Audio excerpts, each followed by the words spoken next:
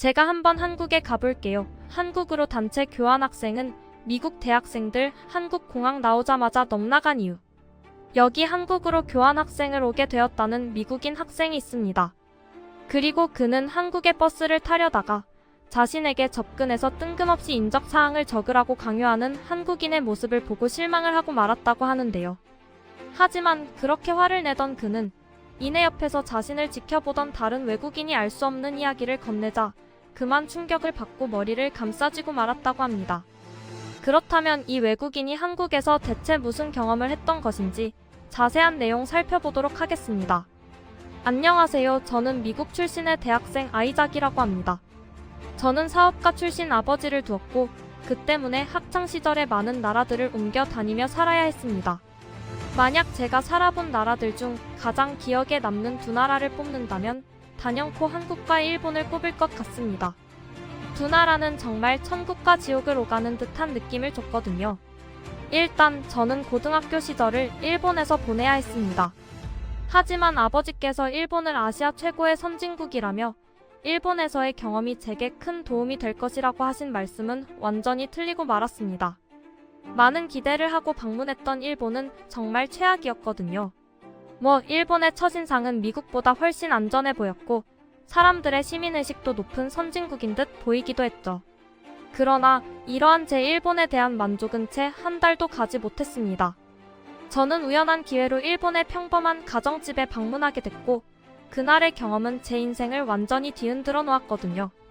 저는 저희 반에서 꽤 부유한 일본인 친구와 친해지게 되었고 그의 초대를 받아 하루 동안 그의 집에서 홈스테이를 하게 되었습니다. 그런데 그 집에 도착하자마자 저는 꽤 큰 충격을 받게 되었죠. 왜냐하면 일본은 인류의 선진국이라는 말이 무색하게도 중산층들의 현실은 정말 처참했거든요. 그의 집의 대다수의 전자제품들은 전부 제조된 지 30년은 지난 고물이었고 심지어 이마저도 전기를 아껴야 한다면서 대부분 사용하지 않고 있더라고요. 안 쓴 지 수십 년은 지났는지 이제는 누렇다 못해 까맣게 변해버린 에어컨은 그저 장식품이 된 지 오래인 듯 보였습니다. 선풍기도 매우 더울 때가 아니면 사용하지 않는다고 하더군요. 심지어 겨울에 일본 집은 또 어찌나 춥던지 이들은 바람을 거의 막아주지 못하는 집에서 살고 있음에도 그저 난방 없이 이불 하나로만 추운 새벽을 버티고 있었습니다. 결국 저는 자다가 얼어 죽을 것 같아서 제발 난방 좀 틀어달라며 거의 빌다시피 구걸했는데요. 그러나 일본인 친구는 난색을 표할 뿐이더라고요. 결국 제가 입술이 새파래지고 정말 자다가 비명 행사하기 직전이 돼서야 마지못해 매우 약한 난방을 틀어주었습니다. 그런데 다음날 그와 그의 가족들이 저를 대하는 태도가 180도 바뀌더니 저는 어느샌가부터 학교에서도 왕따가 되어버렸습니다. 알고 보니 일본의 난방비는 일반 중산층이 감당하기 힘들 정도로 상당히 비쌌고 집 자체가 단열이 잘 되지 않는 특성이 있어 난방이 거의 의미가 없다고 하더군요. 그래서 일본에서는 손님이 집주인에게 난방을 요구하는 것이 굉장한 신뢰로 여겨진다고 했습니다. 저는 나중에서야 그 사실을 알고 정말 기가 막혔습니다. 난방비가 비싸봤자 얼마나 한다고? 경제대국인 줄 알았던 일본은 알고 보니 겨울에 난방조차 못 틀 정도로 가난했던 것입니다. 그리고 대체 외국인인 제가 얼마나 안다고? 이렇게 터무니없는 이유로 모든 일본 학생들이 한마음으로 저를 왕따시키는 건 정말 납득을 할 수가 없었습니다. 제가 교실에서 혼자 있는 시간이 길어지자 저는 이들에 대해 더욱 객관적으로 알 수 있게 되기도 했습니다. 매우 예의 바르고 친절해 보였던 일본인들은 알고 보니 자신들끼리 모여있을 때는 뒷담을 엄청나게 하고 다니는 음습한 민족이었거든요. 특히나 이들은 한국을 그렇게나 욕하며 한국이 가난해서 고기도 제대로 못 먹고 살고 있다고 말했습니다. 또한 한국 드라마는 전부 일본을 베낀 표절작이라며 문화 도둑국이라고 표현하더군요. 저는 이들을 이해할 수가 없었습니다. 애초에 일본인들은 전기세를 낼 돈도 없어 전자제품도 제대로 사용하지 못하고 있었고 그럼에도 불구하고 한국 드라마에 거의 미쳐 있다시피 했습니다. 쉬는 시간에는 한국 드라마 이야기 외에는 딱히 할 말이 없어 보이더군요. 그렇게 저는 이들의 모순적인 태도에 학을 떼고 말았죠. 아무튼 그렇게 지옥같은 일본 생활을 마무리하고 저는 대학교 진학 때문에 미국으로 돌아가게 되었습니다. 그러나 일본에서의 경험으로 완전히 사회성을 잃게 된 저는 미국 대학교에서도 전혀 적응하지 못했습니다. 밝고 낙천적인 성격이었던 저는 늘 겉돌기만 하고 우울증까지 생겨버렸거든요. 그리고 이런 저에게 아버지는 한국으로 1년 동안 교환학생을 가보는 건 어떻겠냐고 제안하셨습니다. 아버지께서는 사실 자신도 일본이 잘 안 맞았다며 일본 생활을 버틸 수 있었던 이유는 가족들과 따뜻하고 의리 있는 한국인들 덕분이라고 말씀하시더군요. 솔직히 저는 그렇게 싫어했던 일본인들이지만 이들이 주장하는 한국은 가난한 후진국이라는 말에 약간 세뇌를 당하기도 했습니다. 일본에서의 경험 때문에 아시아에 대한 기분이 좋지 않아 치가 떨리던 차였죠. 그러나 이대로라면 정말 무슨 일이 일어날 것 같았기에 저는 살기 위해 마지막 용기를 내서 한국으로 가게 되었죠. 그리고 저는 한국에 도착하자마자 정말 깜짝 놀랄만한 장면을 목격하게 되었습니다. 왜냐하면 한국 공항은 다른 공항들처럼 정신없고 소란스러운 분위기였기는커녕 마치 거대한 문화 복합 공간에 온 것처럼 활기찬 분위기로 가득했거든요. 그리고 저는 곧 이곳 분위기의 정체를 깨닫고 온몸에 소름이 돋고 맙니다. 공항 곳곳에는 한국의 전통 의상을 입은 사람들이 공연을 하고 있었습니다. 어떤 곳에서는 전통 의상과 분장을 한 사람들이 행진하며 옛날의 한국 모습을 재현하고 있었습니다. 또 다른 곳에서는 한국의 전통 음악을 공연하는 사람들이 여행객들의 눈과 귀를 즐겁게 해주고 있더군요. 아무래도 한국의 인천공항은 그저 교통의 역할만 수행하는 것이 아닌 한국의 문화를 알리며 관광객들의 긴장을 풀어주는 역할도 함께 수행하는 것 같았습니다. 일본에서는 이러한 야외 공연을 민폐라고 생각하는 문화가 있습니다. 아무리 사람들로 복잡한 거리라도 늘 알 수 없는 정적과 긴장만이 가득해 소름 돋는 위화감마저 들었죠. 하지만 일본과 비슷한 문화를 가지고 있을 줄 알았던 한국은 전혀 다른 활기차고 아름다운 분위기만을 보여주고 있었습니다. 그렇게 저는 인천공항에서 환상적인 공연을 즐기고 한국의 대학교로 향하기 위해 버스 정류장으로 향했어요. 놀랍게도 한국은 공항과 버스 정류장, 심지어 지하철까지 서로 연결되어 있는 놀라운 편의성을 보여주고 있었습니다. 여러 나라를 경험해보면서 이 정도의 교통 편의성을 가진 곳은 난생 처음이었기에 저는 약간의 당황스러운 감정마저 느끼고 말았습니다. 보통 공항에서 도시로 이동하려면 택시를 이용하는 것 외에는 별다른 방법이 없습니다.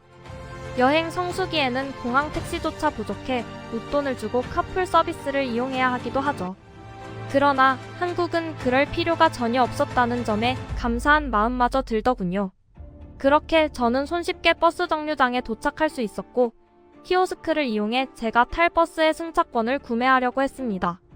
그런데 외국인들을 대상으로 키오스크 사용을 도와주는 한국인 직원이 혹시 짐 배달 서비스를 예약했냐고 물어보는 거 아니겠어요?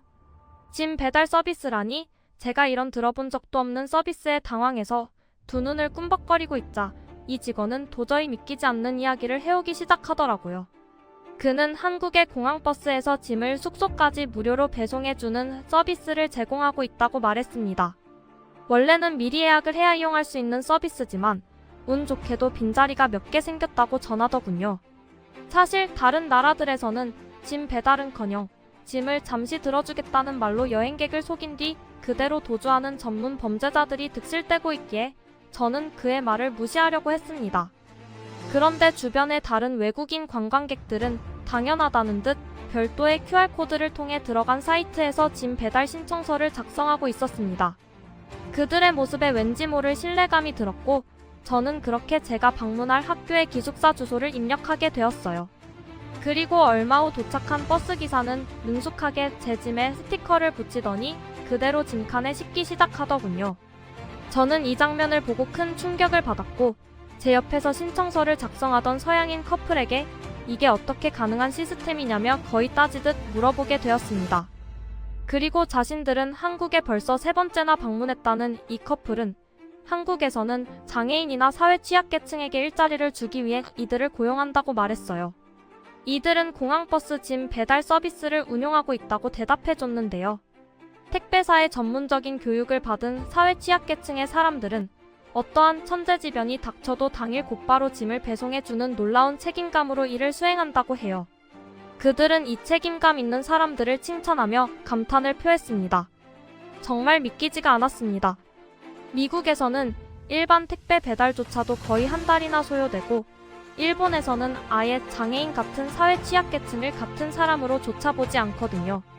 이들은 앞에서는 장애인들을 위해 주는 척하지만 뒤에서는 복지 세금이 아깝다며 장애인들을 욕하고 있고 정책적으로도 이들을 지원하는 복지 자체가 거의 없죠. 그러나 한국은 이런 놀라운 아이디어를 통해 복지와 서비스를 모두 챙기는 환상적인 제도를 운영하고 있었습니다. 이 나라는 진정한 인류 선진국이 아닐까 싶어 저는 약간의 설렘마저 느꼈습니다. 그렇게 저는 버스를 갈아타야 하는 꽤나 복잡한 여정을 보내야 했지만 무거운 짐 없이 홀가분하게 대학교로 향할 수 있었습니다. 하지만 저는 학교에 도착하자마자 정말 충격적인 사실을 깨닫고 그대로 주저앉고 말았습니다. 왜냐하면 제가 기숙사 입관 날짜를 잘못 알고 너무 일찍 한국에 도착했기 때문입니다. 기숙사 안에는 이미 기존의 인원들이 거주하고 있어서 저는 임시로 거주할 곳조차 없었습니다.